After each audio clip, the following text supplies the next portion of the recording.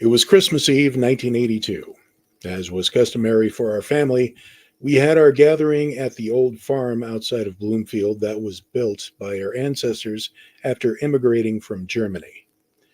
It was a unique house. My great great grandfather Carl and his brother Hans came to Nebraska around 1890, as most young immigrants did, and still do, to start a new life in the new world. They combined what money they had and bought a plot of land in northeastern Nebraska, nearby a new township called Bloomfield. The story goes they got a good deal on the land because it was so riddled with stones and large rocks that no one could farm it. However, Carl and Hans were from a long line of stonemasons and were raised in the trade at very young ages. When they arrived on their new plot of land, what everyone else viewed as a drawback, they saw as an opportunity. When they began to plow the land, every stone and rock they had to dig up, they put to use building their home. And since then, there was a lot of rocks and boulders buried underneath the land. It wasn't long before they crafted not only a good sized 2-story house, but also a massive barn that was adjacent to the house. Structures that have weathered the worst weather Nebraska could throw at them over the centuries. This was the house that my great grandma Frida was born and raised in, along with her cousins that lived there as well. Over time, this family grew, weathering hardships and tragedies, some choosing to stay in the area, some choosing to find their own adventures elsewhere in the country. But we always came together at Christmas, back at this old house that still stands. There were many upgrades and changes done to the house over the decades, many done before I was even born, but it still retained its history, especially one particular room that used to be great grandma's old bedroom.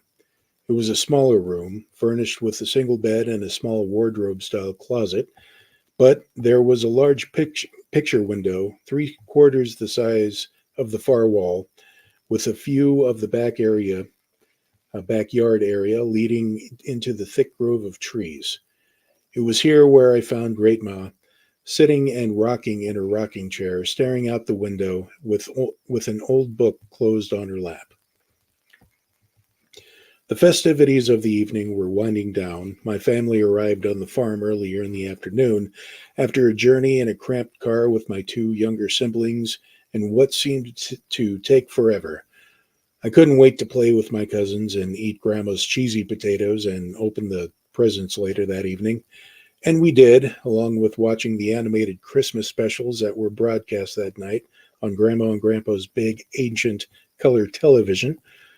After the adrenaline of the night had dispersed and us children had settled down to a dull roar, I went off by myself to explore the old house. I did that whenever I visited. Back then, everything seemed bigger, more mysterious, especially the old farm. I wasn't a girl who was easily scared. Whenever I and the other cousins went to explore, I was the first one to check out the dark, shadowy, and scary rooms in the house, as well as the numerous other outbuildings that were added to the farm over time. The spider webs and their spiders, mice, and various other critters didn't startle me or make me go running.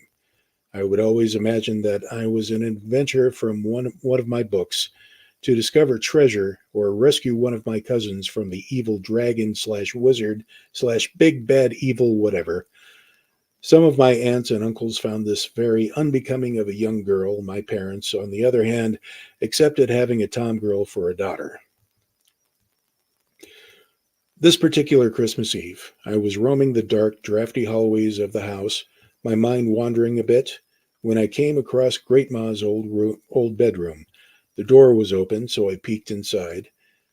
The room was mostly dark, save for an old oil lantern that was lit, casting its flickering light from the top of the small wardrobe on which it was placed.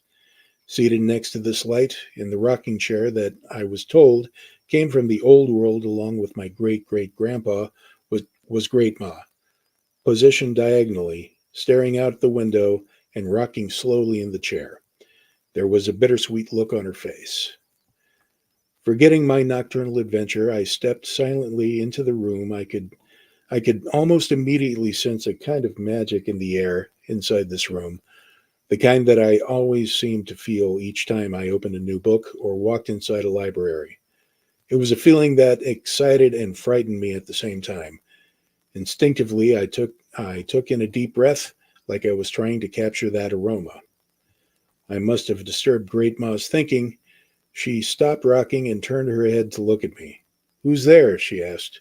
"It's me, Great Ma," I answered, embarrassed from disturbing her like that.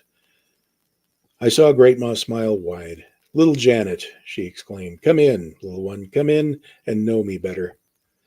I smiled and went inside. She was always quoting from her favorite Christmas story on Christmas Eve, so I recognized the invitation. I sat down on the edge of the bed next to her chair. She held out her frail hand and I took it. She squeezed my hand and I squeezed back. "Are you the ghost of Christmas present?" I asked playfully. She chuckled, a mischievous twinkle in her eye as she looked at me. "You may be right. I just might be," she answered. Then an oddly sad look came over her face for just an instant. I looked down on her lap to the book that I saw when coming in. It was a small, very old book, the size of a modern mass market paperback, excuse me, but done in hardcover. The cover may have been done in a bright green, but over time it had been worn down to a dull dark green. Years of dust and grime and the oil and sweat of fingers reading and rereading maybe hundreds of times had given this book a characteristic all its own. The title of the book, stamped on the front cover in gold, was faded, but I could still make it out in the faint light of the lamp. A Christmas Carol by Charles Dickens. Naturally, she always had it around this time of year.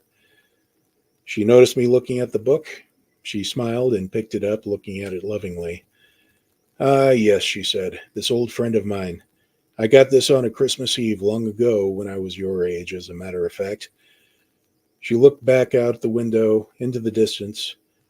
"This was also the night our family was visited by two very odd strangers, travelers, if you will." She looked back at me, the twinkle in her eyes dancing. "Would you like to hear that tale, my dear?" she asked. I nodded my head excitedly.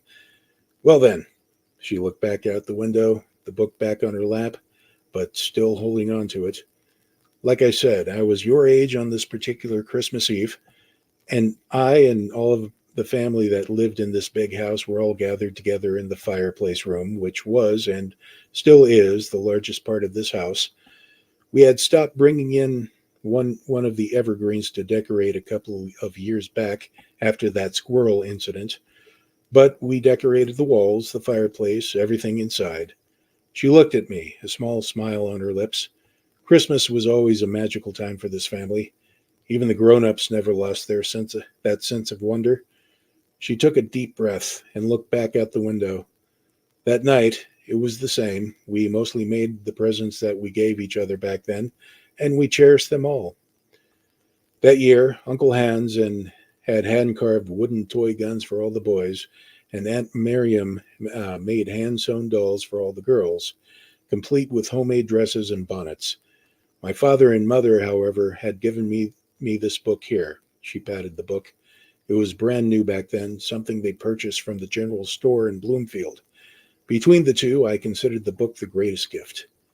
She chuckled. Of course, back then it was considered, let's say, odd for a girl to want to read all the time.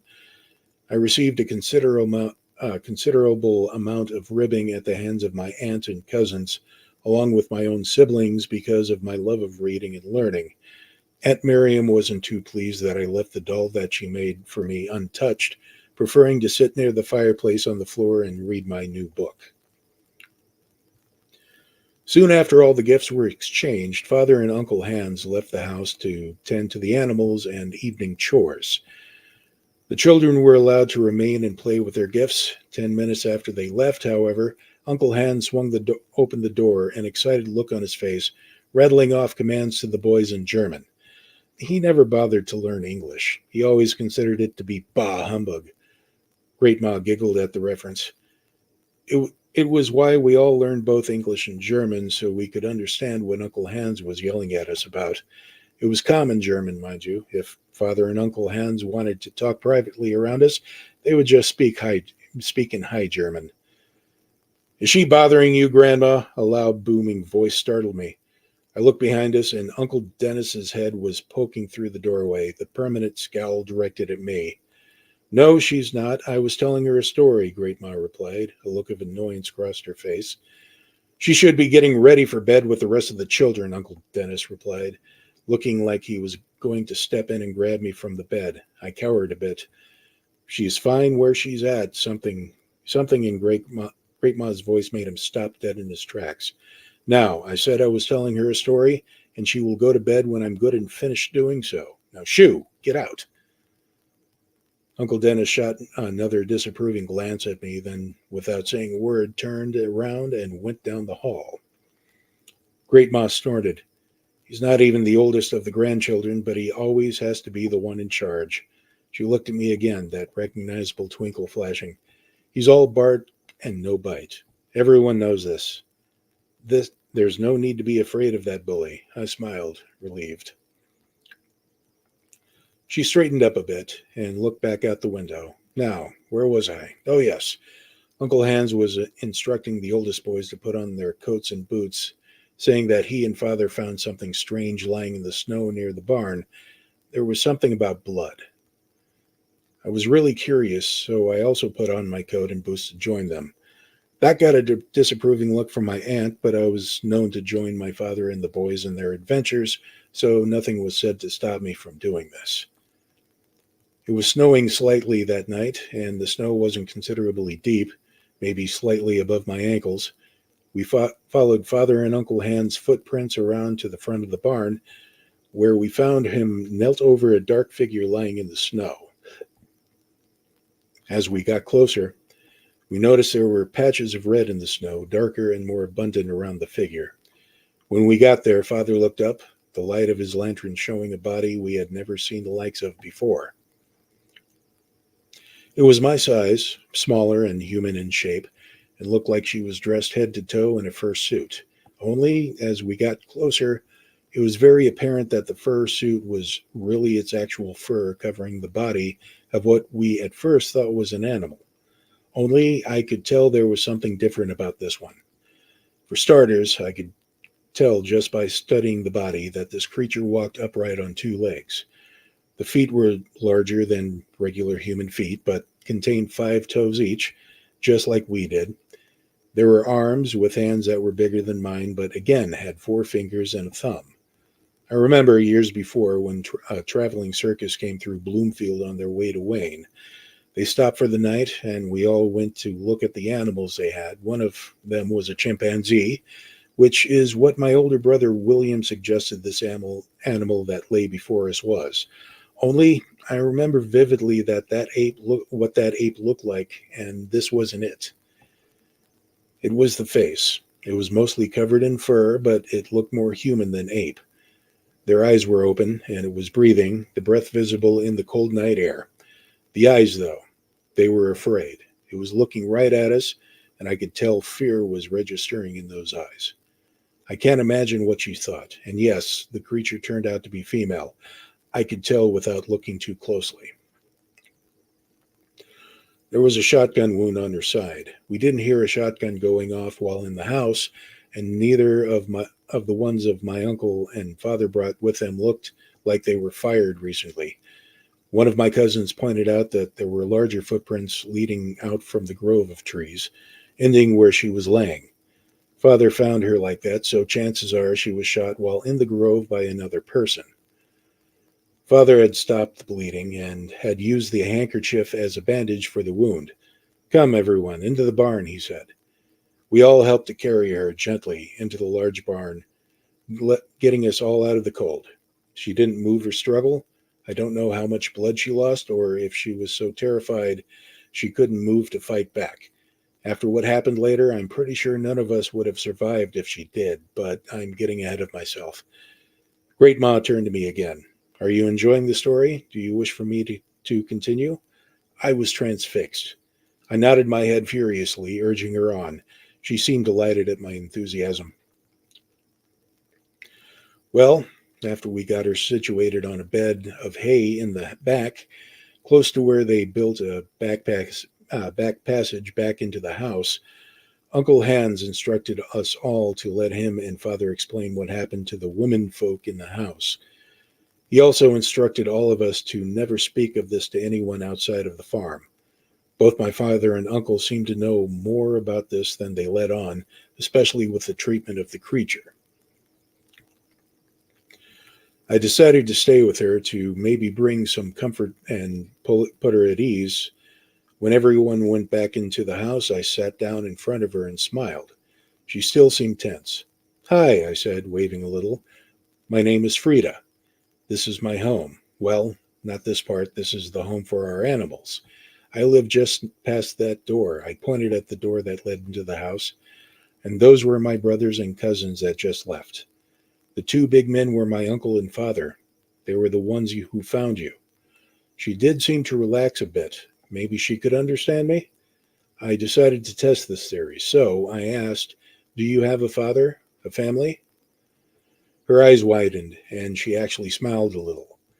Then she started nodding her head. I was surprised. She could understand me. Whatever this was, maybe she wasn't human, but she was close to one that I could understand. I was hit with an idea. I stood up, which startled her a bit. I held out my hands to put her at ease. Stay here, I said.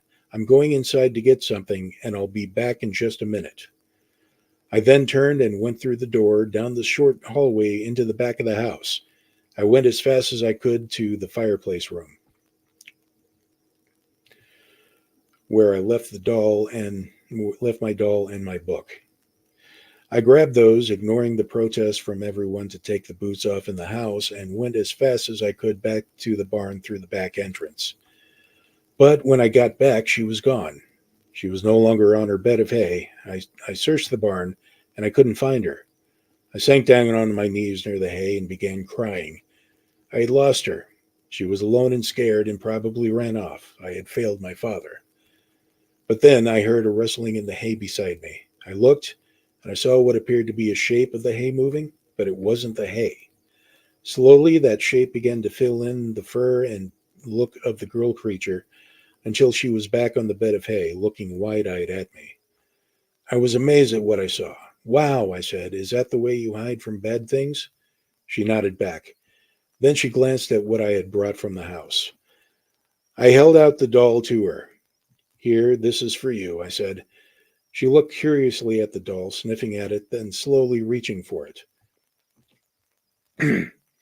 She finally took it from me, looked it up and down, and then finally held it close to her, like she was hugging it. I then held up the book and said, "This is my book, which I'm going to read to you." I then opened it and began to tell her the tale contained within, the story of old Ebenezer and the night he was visited by four ghosts to learn the true meaning of Christmas.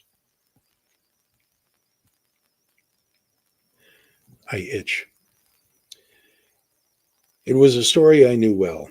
Great Ma would read it to us every Christmas Eve since even before I was born. I may have even heard it while still in my mother's womb. And no other telling of that story, either read or recreated in a play or film, has come close to how Great Mom made the story come alive for all of us. Well, for me, anyway. I had gotten to the middle of the book, Great Ma continued, when from outside of the barn I could hear dogs barking. It wasn't our family dog, and there were maybe two of them out there. Then, following that, I heard voices, human voices, none of them belonging to any of my family, shouting at the dogs and each other. They were speaking English, but they sounded vaguely French. The voices stopped at the big doors of the barn. Then then came a loud banging on those doors, followed by one of the men outside shouting, "Open up! I know it's in there." My father came bursting through the back door entrance, wearing only his long johns, his boots, and coat, carrying his rifle with him. He glanced quickly at us to make sure we were still safe, and then shouted, "Who's there?" while making towards the big doors at the front. "You have something that is ours," one of the voices outside yelled back. "Let us have it back, and no one will get hurt." Frightened, I looked over at my new friend, but she was no longer visible once again. Oh, how I wish I had that ability at that moment. My father opened one of the doors to talk with them. I couldn't hear what they were saying, but the ones outside sounded very angry and yelled over what father was saying. Finally, they forced their way inside the barn. There were three of them, each carrying shotguns and dressed in large fur coats with belts that carried various pouches and gun holsters. They made their way to the back of the barn where I was, ignoring my father's protests. Soon, all three of them were standing over me, glaring down at me. I cowered away as much as I could. The one closest to me, with a wild, scraggly beard and missing several teeth, spoke. "Where is it? I know it's here. The dogs can smell it." I was paralyzed with fear. I couldn't talk, so the man pointed his shotgun at my face and said, "I said, where is it, you filthy kraut?" Father started shouting at them to leave me alone, but he was silenced by another one of the men who knocked him down by hitting him in the face with the butt of his own shotgun. I saw my father lay there, blood pouring out of his nose. Then, looking back at the man who had his shotgun pointed at my face, all I could do was shiver. Not because of the cold. He smiled coldly, his finger moving to the trigger of the gun, and I knew he meant to shoot me then and there. But then, at that very second, a very loud roar came outside the barn, a roar that was unlike any I've heard it from any animal before. I saw the color drain from the men's faces, and they all turned back towards the door of the barn, moving swiftly. I then went over to my father to see if he was all right. The bleeding from his nose had stopped, and he was moaning and blinking his eyes. He was still alive. I rejoiced. Something very large hammered at the barn door, something that made the doors shake and bulge in. This made the three men stop in their tracks and visibly shake themselves. Another boom, and I heard the doors crack. A third boom, and the doors splintered open. At first, I only saw the darkness of the night beyond them. Then, the form of something standing twice the height of a fully grown man walked slowly in. This thing was easily 12 feet tall and had to hunch over to get inside through the doors. Once in, he was able to stand at his full height. He was muscular, bulky, covered from head to toe in fur, which was standing on end. He glared down at the three men, eyes wide and teeth bared. Before any of the men could snap out of their shock, the beast bellowed another roar right at them, causing them to drop their weapons. Great Ma looked at me and winked. I may have peed myself a little at that moment, too. I couldn't help but giggle. One of the men managed to come to and sprint underneath the beast's legs out of the barn. The other two weren't that lucky. The beast held them immobile with both his hands, and one by one leaned over and bit their faces clean off of their skulls. He then picked them up like rag dolls and threw them out of the front of the barn after their friend. Then he turned and looked at my father and me in the back. Pulling himself to full height, he walked slowly towards us, his eyes never leaving either of us. He stopped short where father's rifle fell to the ground where he was hit, looked at it, then looked back at us a bit more angry looking than before. He then covered the short distance between us, glared down, his chest starting to puff out like he was making to roar once again, this time at us. I think both my father and I braced ourselves for this. I couldn't take my eyes off this spaceman despite the inevitable, but then suddenly my new friend appeared out of thin air in front of him, her hands out, and speaking to him in a kind of patterned roar that sounded like a unique speech. The man beast paused, listening to her. He spoke something back in that special language. She answered, holding up the doll that I gave her. She looked back. He looked back at us while she turned and looked at both of us as well, clutching the doll to her chest. And then the most surprising thing happened. The beast man talked in English. "My daughter tells me that you took her in, bound her wounds, cared for her, and protected her from the hunters. I thank you." He then spoke something to his daughter in their language.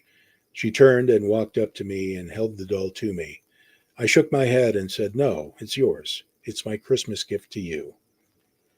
I saw her smile, say something in her language, and then she hugged me. She also hugged my father before waving goodbye and leaving her with her own father. Great Ma paused, taking a deep breath, looking out at the darkness of the trees.